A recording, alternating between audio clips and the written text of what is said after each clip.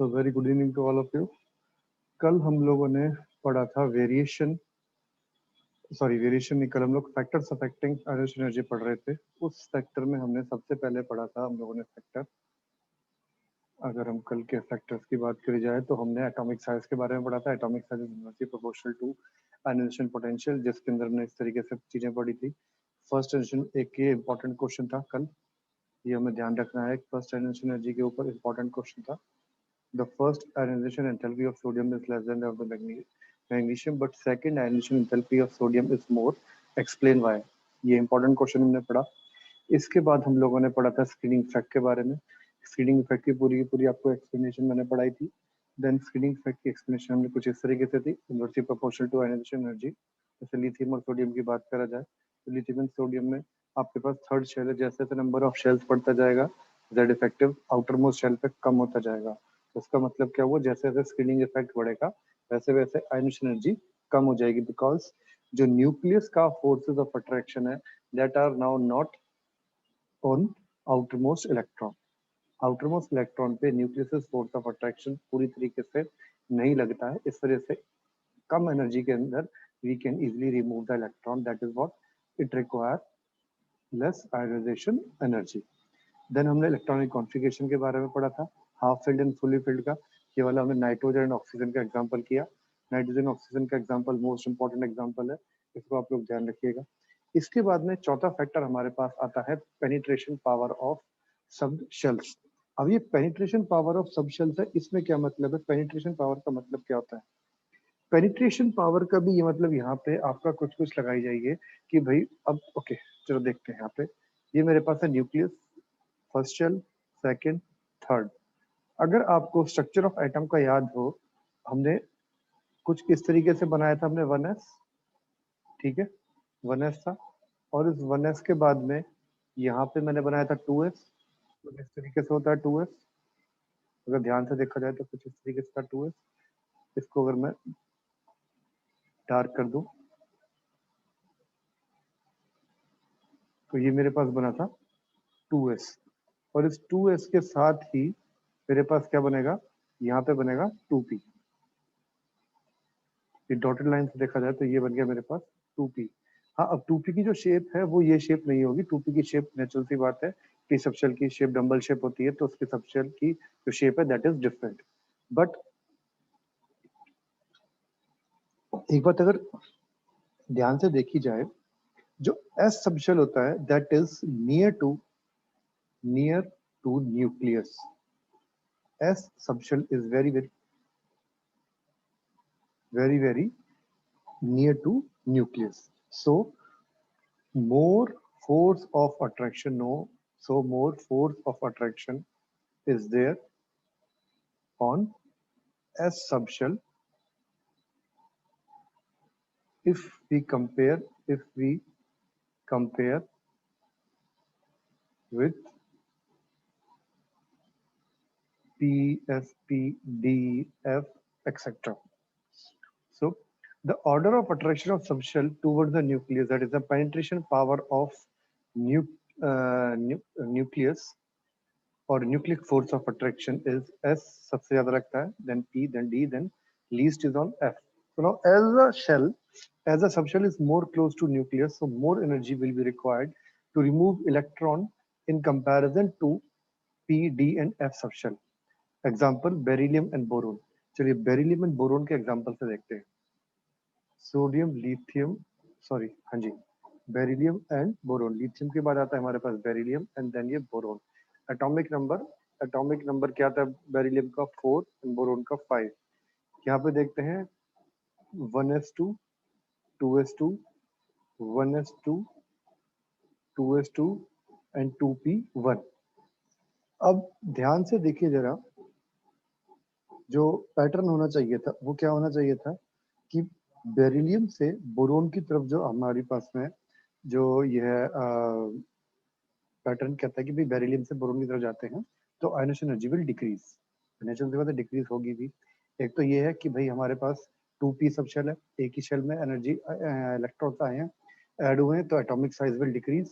Now electrons are added in same shell, same shell. So atomic size decreases and hence ionization energy increases. ये हमारे पास pattern बनता है, but ऐसा नहीं है, ऐसा नहीं हो पाता है। वो क्यों, वो देखिएगा जरा आप इधर। अब ये है 2s and 2p. Last electron is in 2s subshell and last electron is in 2p subshell. Now s has more penetration power than p. It means s has more, or s subshell is getting more force of attraction from nucleus.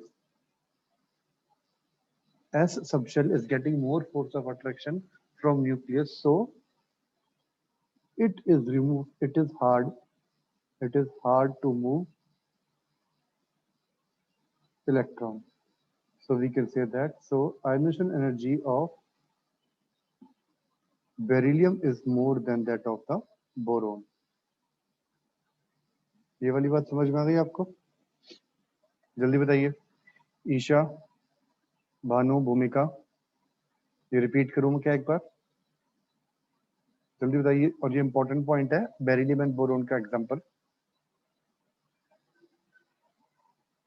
Okay ji Bhanu ji, clear हो गई बात आपको? Okay. Now more force of attraction from nucleus is there on S subshell and there is less force of attraction on P, D and F as their distance is increased. So in case of beryllium, electron need to be removed from S subshell. In case of, okay, now अब इसको paper में लिखोगे कैसे? Now beryllium, in case of beryllium, electron is need to be removed from S subshell, which is close to nucleus, and hence more force of attraction is required. So therefore, the ionization energy of beryllium is more than that of the boron. Is that clear? इसमें कोई doubt आया आप लोगों को? चलिए इसका एक example और बताते हैं आपको। एल्युमिनियम और मैग्नीशियम की कंपैरिजन करते हैं हम लोग। एक कंपैरिजन और करते हैं, aluminium and magnesium. First ionization energy, aluminium atomic number 13, magnesium atomic number 12। So कुछ इस तरीके से मैग्नीशियम एंड देन एल्युमिनियम, ये हमारे पास बढ़ता है 12 एंड 13 एटॉमिक टेबल के अंदर कुछ इस तरीके से, सॉरी पीरियोडिक टेबल पे कुछ इस तरीके से बनेंगे। अब जरा देखा जाए, 1s2, 2s2, 2p6, 3s2, 3p1, and इसमें 1s2, 2s2, 2p6, 3s2। So 3s2 and 3p1। अब यह 3s2 है। अगर मैं फर्स्ट आयोनाइजेशन एनर्जी की बात करता हूं तो in case of magnesium, electrons need to be removed from S subshell, and S subshell has more force of attraction than P subshell of same shell। दोनों ही 3 में है और दोनों ही 3 में है, शेल नंबर सेम है, पर चूंकि ये S में से गया है, S is more closer to nucleus, so therefore the force of attraction on S is more। यही हमने लिखा है यहाँ पे देखिए, in case of magnesium, electron need to be removed from S subshell because S subshell, and S subshell has more force of attraction than P subshell of the same shell because of more attraction by nucleus, and hence has more ionization energy। So इसके अंदर magnesium has more ionization energy than that of aluminium.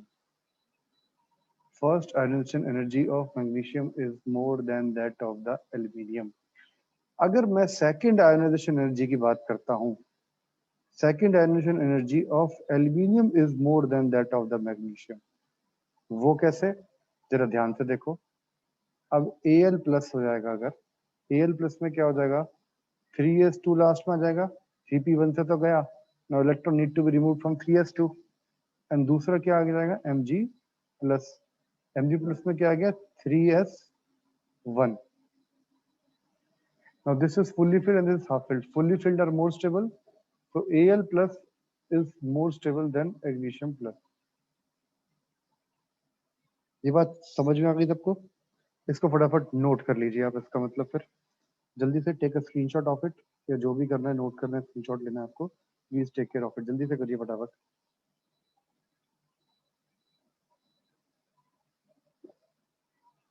Done. Bhanu, Isha, भूमिका, कोई doubt इसके अंदर? तो ये aluminium वाला example जो दिया है आपको, ये इंपॉर्टेंट रहेगा. इससे भी क्वेश्चन यही आता है, why in case of aluminium IE1 is less. Question इसमें आ जाएगा, why IE1 of magnesium is more than aluminium, but aluminium is more than magnesium. But sorry, but IE2, okay, तो मैं क्लियर करके लिख देता हूँ ढंग से. But IE2 of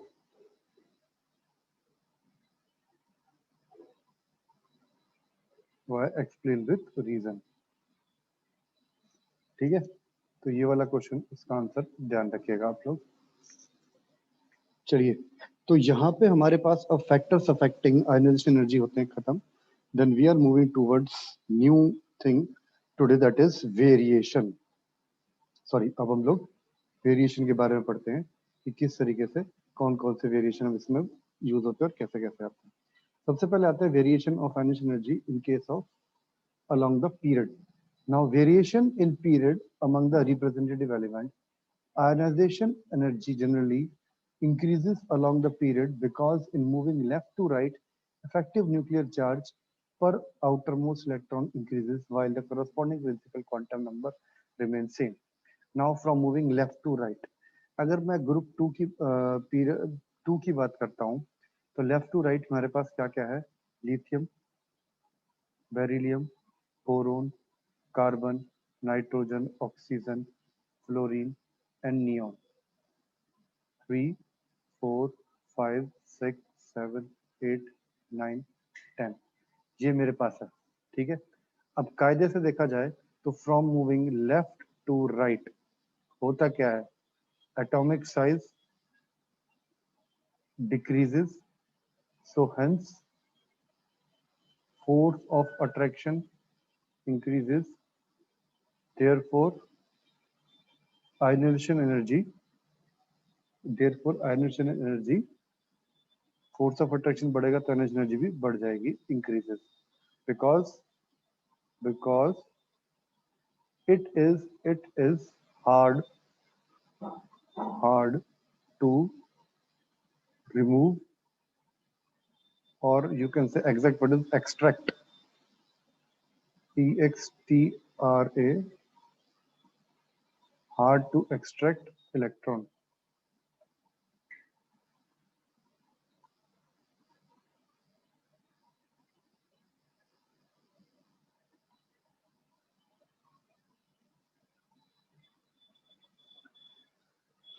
From left to right, atomic size decreases and hence force of attraction increases, that is ionization energy increases because it is hard to extract electron. ये हमारे पास साइज होता है, that is ये तरीका बनेगा कुछ इस तरीके से, it should be, but ऐसा नहीं होता. क्या होता है, अब आ जाओ देखो इधर. लिथियम है, लिथियम के बाद में बेरिलियम, ठीक है, एटॉमिक साइज एनर्जी बढ़ती है बेरिलियम की, देन बेरिलियम के बाद में बोरोन में बेरिलियम की ज्यादा होती है, देन कार्बन, ठीक है, कार्बन के बाद में नाइट्रोजन, नाइट्रोजन से अगर मैं कंपेयर करूं ऑक्सीजन की, तो नाइट्रोजन की ज्यादा ऑक्सीजन की कम, और अगर मैं इसकी कंपेयर करूं तो फ्लोरीन की ज्यादा होती है, ऑक्सीजन की कम हो जाती है, एंड देन फिर सबसे ज्यादा हो जाती है मेरे पास नियॉन की, that is actual. Beryllium and boron का तो मैंने अभी बताया आपको, बेरिलियम एंड बोरोन का पेनिट्रेशन पावर वाली बात, ठीक है। अब आ जाओ कार्बन नाइट्रोजन एंड ऑक्सीजन की। नाइट्रोजन ऑक्सीजन की भी मैं कल बता चुका हूँ आपको, नाइट्रोजन ऑक्सीजन में क्यों चेंजेस रहते हैं। नहीं ध्यान आ रहा तो ये देखिए फटाफट।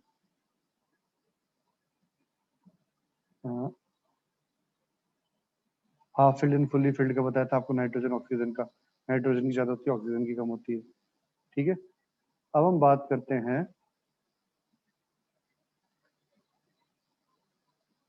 ऑक्सीजन फ्लोरीन, इन दोनों की। अगर ऑक्सीजन फ्लोरीन की बात करें तो नेचुरल सी बात है, फ्लोरीन का साइज छोटा होता है, साइज छोटे होने से मोर force of attraction and therefore ionisation energy is more. अगर हम कंपैरिजन करें, सपोज अगर मैं कंपैरिजन करता हूं,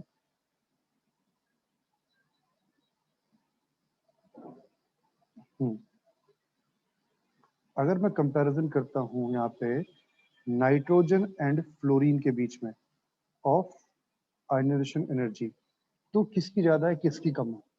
नेचुरल सी बात है, नाइट्रोजन एटॉमिक नंबर 7, सो 1s2 2s2 2p3। Fluorine atomic number 9, 1s2 2s2 2p3,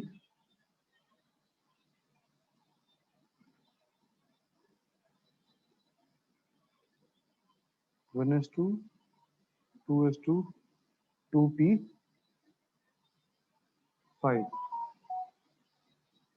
2p5 यहाँ पे होता है, ठीक है। और नाइट्रोजन एंड फ्लोरीन में से atomic size of fluorine is less than that of the atomic size of nitrogen. So atomic size is inversely proportional to ionization enthalpy, ये ionization energy कह लीजिए। तो इसका मतलब क्या हुआ,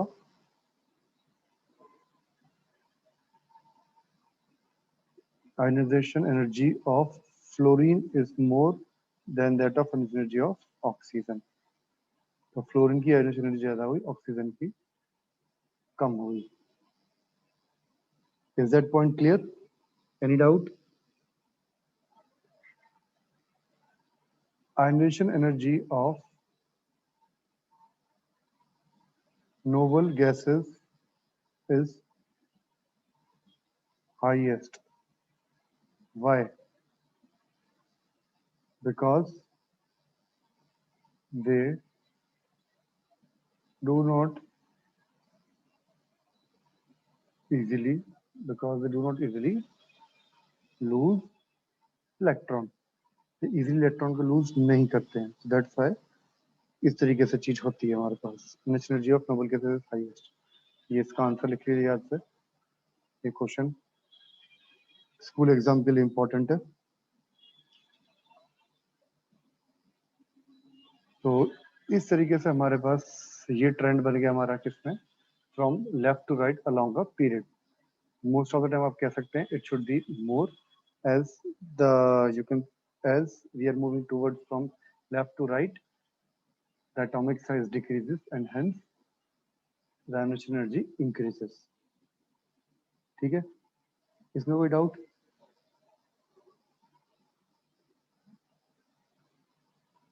एक्सेप्शन केस मैंने बताया आपको बेरिलियम एंड बोरोन के बीच में, एंड देन हमने बताया कार्बन से नाइट्रोजन, नाइट्रोजन से ऑक्सीजन के बीच के अंदर, ठीक है।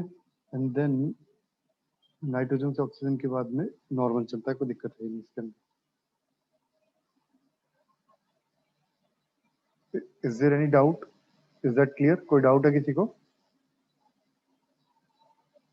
चलो तो हम बात करते हैं energy from top to bottom. in a group. So ionization energy generally decreases in a group from top to bottom, and the size increases due to increase in the principal quantum number.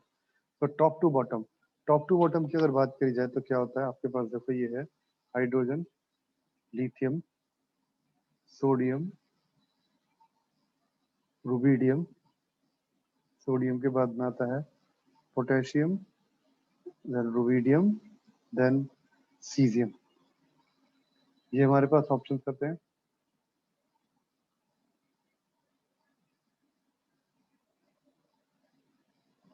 ये हमारे पास top to bottom के सारे elements for group 1। अब top to bottom देखिए, atomic number 1 2, ये आता है आपके पास 11 19, रुबिडियम इज अराउंड, जो भी है ठीक है, छोड़ दो उसको, ठीक है। इसमें 38 डालेंगे तो 57 के आसपास आएगा, 56 या 57 के आसपास, 57 लेके चल देता हूँ। अभी एक सेकंड को भी बताता हूँ कितना बनेगा। जरा बताओ, बताएगा कोई कि इसमें कितना बनेगा? ये 57 बनेगा, 50 कितना बनेगा? ये रुबिडियम का 37 होता है, सॉरी, इसमें 18 प्लस करने से 37, और सीजियम का होता है हमारे पास में 55। तो ये बनेगा 1s2 1s1, sorry 1s1, then 2s2 2s2 2p1 2s2 2s2 बन गया इसका, 2s2 2p1 बनेगी। इसमें नहीं, इलेक्ट्रॉनिक कॉन्फ़िगरेशन थोड़ी सी दोबारा चेक करनी पड़ेगी हमें, इसको शुरू से लिखते हैं एक बार। Okay,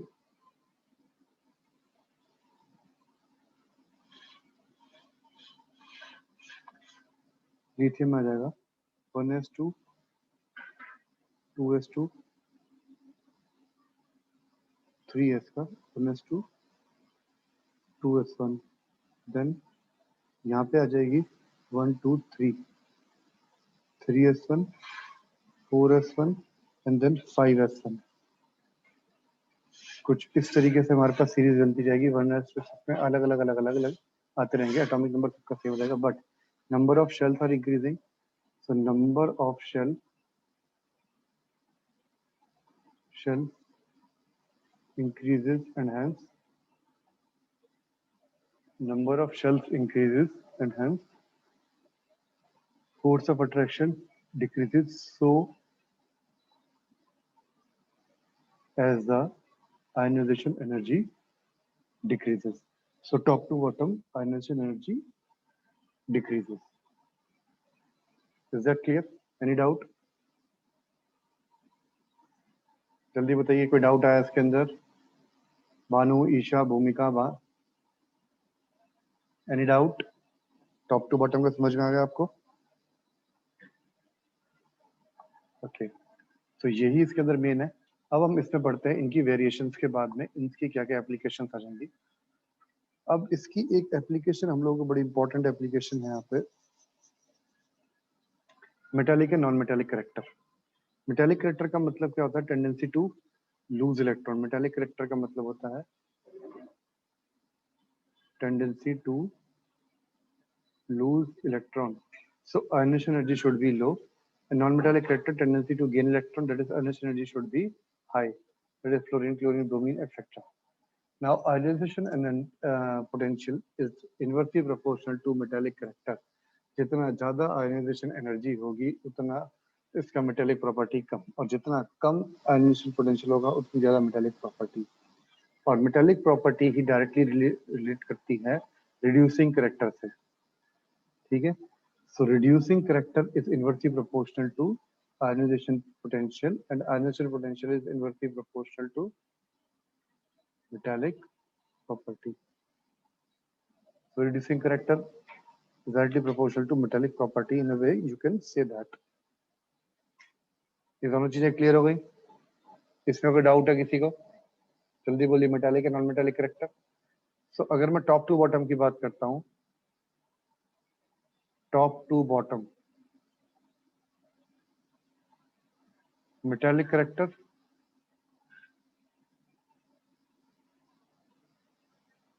metallic character increases and non-metallic character decreases. ये वाली बात याद रख, top to bottom metallic character increase होता है as the number of shells increasing, size increases and hence financial energy decreases and so on to metallic character. ठीक है, और जब मेटालिक कैरेक्टर बढ़ेगा तो नॉन मेटालिक कैरेक्टर ऑब्वियसली बात है वो अपने आप ही खत्म हो जाएगा।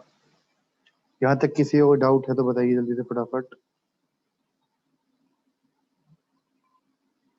ओके चलो जी, अब हम लोग पढ़ते हैं कुछ क्वेश्चंस के बारे में। इससे पहले एक्सेप्शन केस, चलो एक्सेप्शन केस पढ़ लेते हैं पहले, उसके बाद क्वेश्चंस करते हैं। फर्स्ट पॉइंट आता है ionization potential of aluminium is less than that of the ionization potential of gallium while the ionization potential decreases down the group, it is due to the transition contraction. Now transition contraction याद है, gallium और आपका aluminium के size के बारे में बात हुई थी। गैलियम का साइज थोड़ा सा छोटा है, तो गैलियम का size is small, so therefore its nucleus has a little bit more force of attraction and hence there is a change in the ionization potential of aluminum and gallium. Okay, clear? Gallium atomic size is low. Atomic size is low, so means ionization potential is high. Then आ जाइए second point. Ionization potential of HF is more than that of the zirconium, while ionization potential decreases down the group due to lengthened contraction.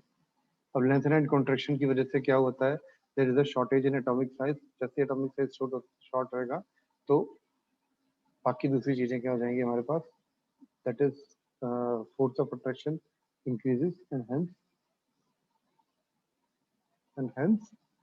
ionization potential of HF is more than that of the ionization potential of zirconium.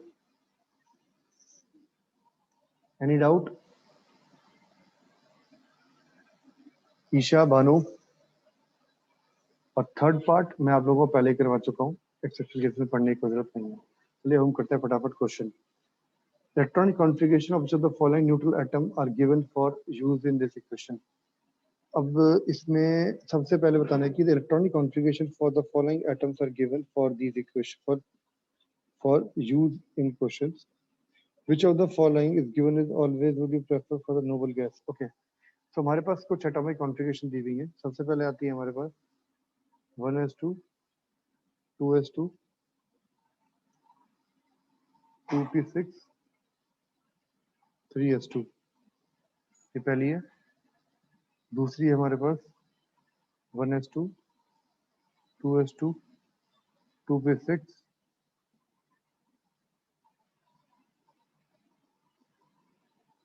3s1। Third आता है हमारे पास में 1s2 2s2 2p5। Fourth है 1s2 2s2 2p6। अब इन चारों में से it is given the electronic configuration.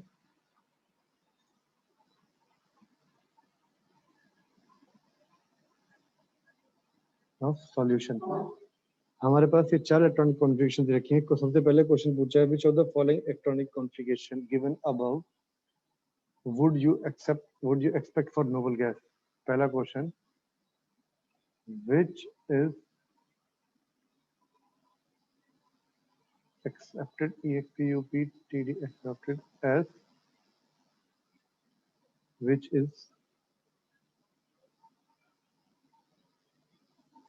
of the following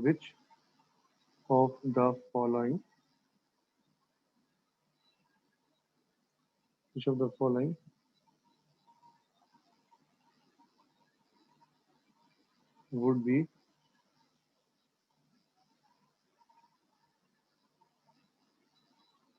expected in or expected for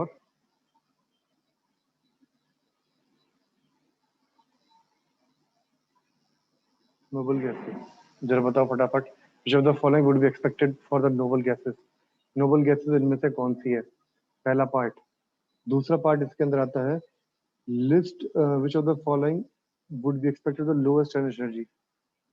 जल्दी से करके बताइए लोएस्ट आयनाइजेशन एनर्जी किसकी होगी। और सी पार्ट आता है इसमें ही, list above configuration order of the increasing ionisation energy. Increasing ionisation energy list. जल्दी से करके दिखाओ, आपके पास 2 मिनट का टाइम दे रहा हूँ मैं, जल्दी से फटाफट। इलेक्ट्रॉनिक कॉन्फ़िगरेशन दी हुई हमारे पास 4। पहला क्वेश्चन है, विच of the following would be expected for the noble gas. Noble gas कौन सी होनी चाहिए? फुली फिल्ड इलेक्ट्रॉनिक कॉन्फ़िगरेशन है तो वो नोबल गैस होनी चाहिए। देन लोएस्ट आयनाइजेशन एनर्जी किसकी है? 10। इंक्रीजिंग आयनाइजेशन लिस्ट क्या कौन कौन सी है बताइए फटाफट।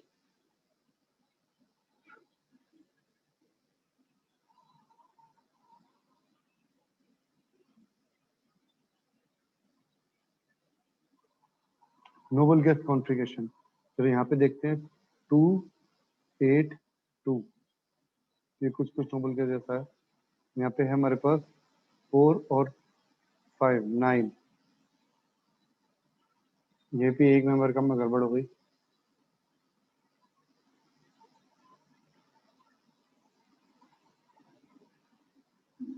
Yes, very good. Fourth है 1s2 2s2 2p6. So fourth is a noble gas as it has fully filled electronic configuration. ठीक है जी। अब जरा बताओ लोएस्ट आयनाइजेशन एनर्जी किसकी, जल्दी से फटाफट बताओ लोएस्ट आयनाइजेशन एनर्जी किसकी है। लोएस्ट आयनाइजेशन एनर्जी किसकी होगी?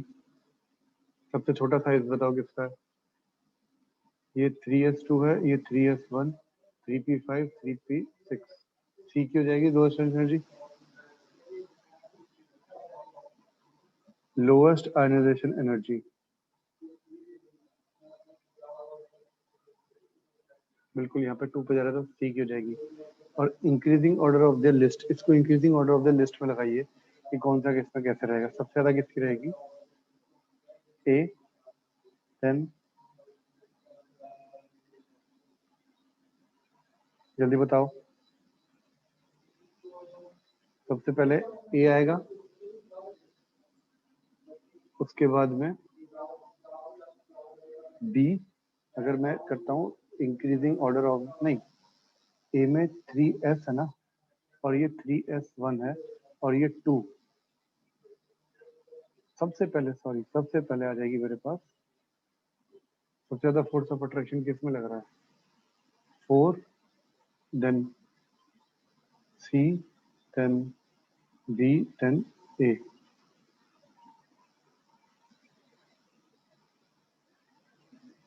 ये बनेगा आपके पास में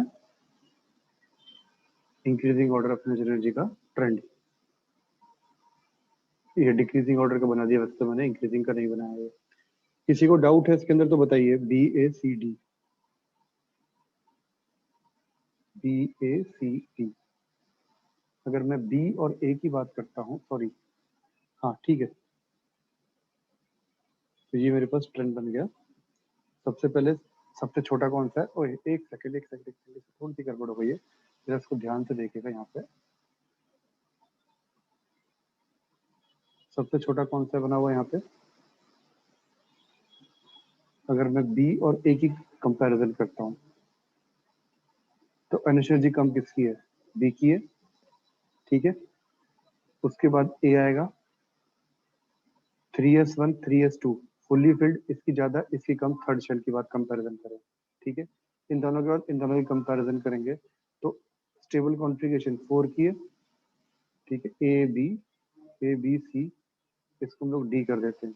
तो बी हो गया पहले, फिर ए हो गया, फिर आएगा यहाँ पे सी, और फिर आएगा यहाँ पे डी। ये बनती है आपके पास में करेक्ट। जल्दी से इसको नोट कर लीजिए। भानु एंड ईशा, क्लियर हो गई ये वाली बात?